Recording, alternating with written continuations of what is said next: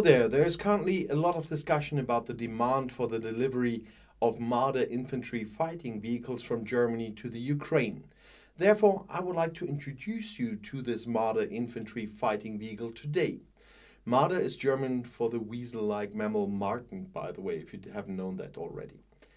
Already conceived during the Cold War and introduced into the Bundeswehr, the German army, the Marder infantry fighting vehicle is the proven weapon system of the Panzer Grenadier troops.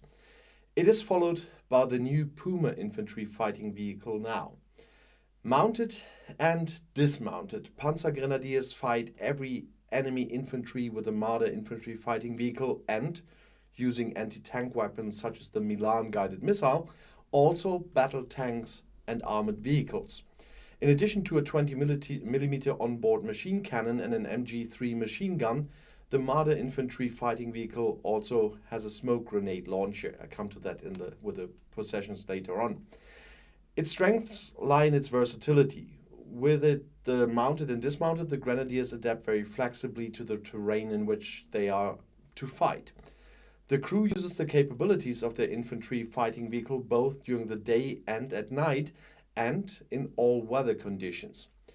According to information from the German Defense Ministry, the Marder has the following properties. Its height is 3.23 meters, its length is 6.88 meters, its width is 3.38 meters, it has a max speed of 65 kilometers per hour, and a crew of 3 plus 6, the 6 being the ones who can just board in the back.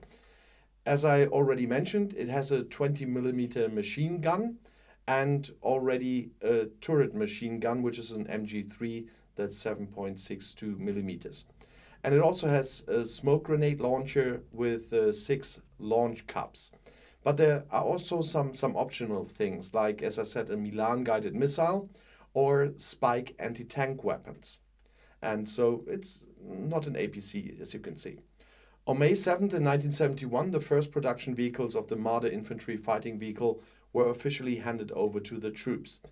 This happened with simultaneous ceremonies in Kassel and in Kiel, the headquarters of the manufacturing companies of that time, Thyssen-Henschel and Krupp MAK, which have belonged to Rheinmetall since 1992 and 2001 respectively.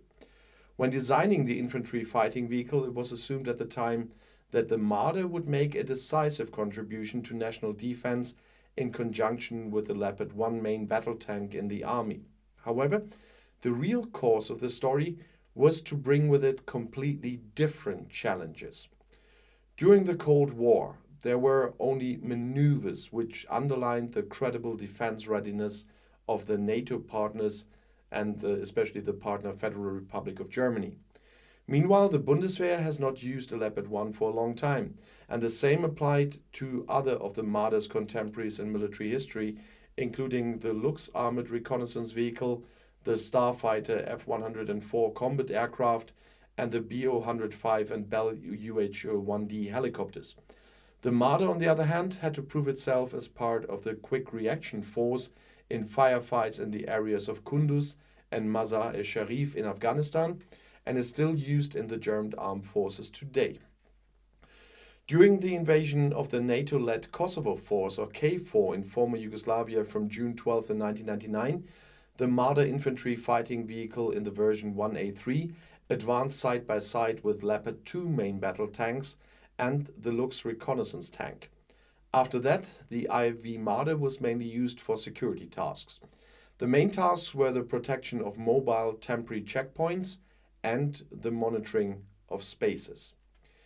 Mobility, even in difficult terrain. The onboard machine gun used for security and surveillance, as well as transport capacity for security forces and additional material, characterized the Marder there. There were also other tasks such as escorting convoys and patrols. From the beginning of 2003, due to the prevailing mine threat, the vehicles were exchanged for the 1A5 version. As part of the International Security Assistance Force, or ISAF, as a mission in Afghanistan, the first Marder A1, A5, A1 were assigned to the German contingent at the end of 2007. A total of up to 35 Marder IFVs were deployed in Afghanistan in Mazar-i-Sharif and from 2009 in Kunduz to reinforce the Quick Reaction Force formation. There too, the IFV Marder proved itself excellently. During the invasion of the NATO-led Kosovo force K4 in former Yugoslavia I was talking about, the Marder infantry fighting vehicle in the version 1A3 advanced side by side with the Leopard 2 main battle tank, and that was quite a picture there if you imagine this. But of course, the main battle tanks have a different task than the IFVs in these things, and the flexible weapon capacity for an IFV was quite an important task there. Everybody who sees this in movies always sees some APCs for the transport of troops, but it is something different. The Marder's mere presence led to a significantly increased feeling of security among own and allied forces, as well as great respect from the enemy. For tactical reasons, the IFV Marder was often used in mixed formations together with wheeled vehicles such as the Dingo type. In addition to security tasks and as an armored reserve, the IFV Marder often fulfilled the task of flanking. Because of the bulky equipment, the fighting room was usually only occupied by a maximum of 4 soldiers, they usually say 3. The open, partially cut-through terrain in northern Afghanistan was very accommodating for the IFV Marder. Moats and clay walls typical of the country's so-called compounds usually did not pose any obstacle. The only problem for the Marder IFV were locally superior enemies operating from ambush, that means with large IED booby traps or concentrated fire with anti-tank handguns, and the great heat. Peak temperatures of up to 80 degrees Celsius were measured in the rear combat area. Therefore, all deployed 35 IFV Marder were equipped with combat room cooling systems from 2010. Of course, the manufacturer also tried to place the IFV Marder on the international market. And there was considerable initial success there when Thyssen-Henschel managed to export the Tang Argentino Mediano light tank to Argentina in 1977. This was followed as a family vehicle by the infantry fighting vehicle Vehículo de Combat Transporte de Personal, VCTP, the mortar carrier, the lead tank, the self-propelled howitzer, the medical vehicle, the armored recovery vehicle, and a rocket launcher, in some cases only prototypes. With this, the Marder family was realized in Argentina, which was not used by the Bundeswehr. Further sales of Marder vehicles in South American countries and Thailand did not come about, mainly for political reasons. Attempts by the manufacturer in the 1990s to sell the IFV Marder in Switzerland or Greece were also unsuccessful.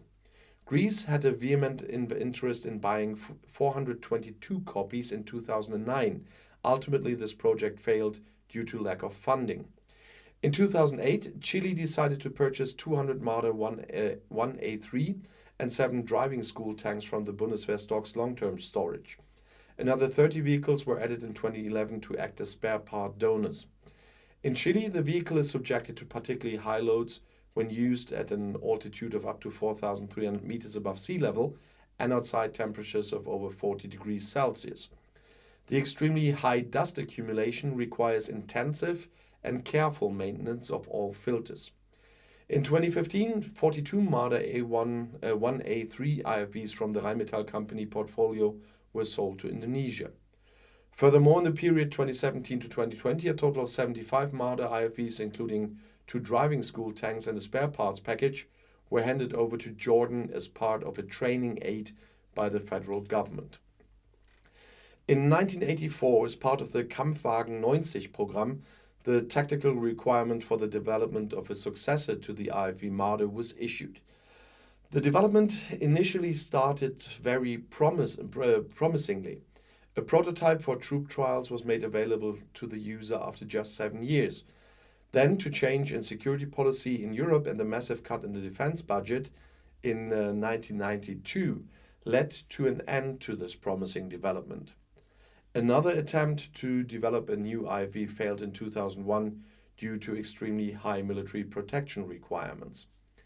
The start of the third development program was subject to severely restrictive parameters due to the requirements that the future IFV be air transportable in a relatively small transport aircraft. This ultimately resulted in an overall system optimized for these requirements with modular protection and an unmanned tower. The latter required a rethink for the troops, especially with regard to classic leadership skills. In the 50th anniversary year of the Marder, it's worth noting, on March 18th in 2021, the Army Inspector declared the tactical combat capability of the Puma infantry fighting vehicle in the modernized version S1, which is used by the NATO Spearhead Very High Readiness Joint Task Force and is provided by the Bundeswehr, is 30 years after the creation of the tactical requirement for the successor to the Marder, and that's a long time.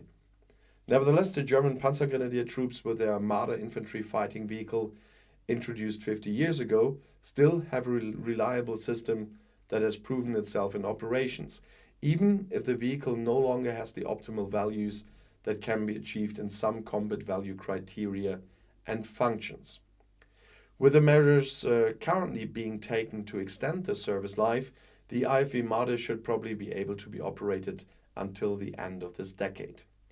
In the year 2030, the era of the IFV Marder would then come to an end after almost 60 years of use, partly under extreme climatic and geographical conditions and many tests in hard use.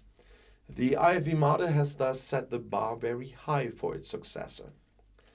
According to the Armaments Group, several Marder infantry fighting vehicles from the manufacturer Rheinmetall that have been decommissioned and also modernized by the German Bundeswehr are now ready for use. They could be immediately extradited to Ukraine. We are in the process of preparing 100 Marder infantry fighting vehicles. The first vehicles are already ready, said Rheinmetall CEO Armin Papperger, and he said that to the German newspaper. When and where the Marders are delivered is the decision of the federal government, he said. And according to him, 88 Leopard 1 tanks and other Leopard 2 tanks are also in the depot at Rheinmetall for modernization. Hear, hear. Papperger described the Marder as a powerful combat vehicle that is still used by the German army, for example in Lithuania. We have also modernized the Marder over the years, he said, as I stated earlier in the video. The focus is on the safety of the soldiers. They have to be able to rely on the vehicle, especially in critical situations. And Papperger said, in particular, we check all the components that are necessary for the Marder to be able to drive and shoot reliably. And I can only hope that. But it would be a good addition for the Ukrainian troops, and I'm quite glad as soon as I hear that they finally received all of those. And I'll see you in my next video. Ich komme wieder.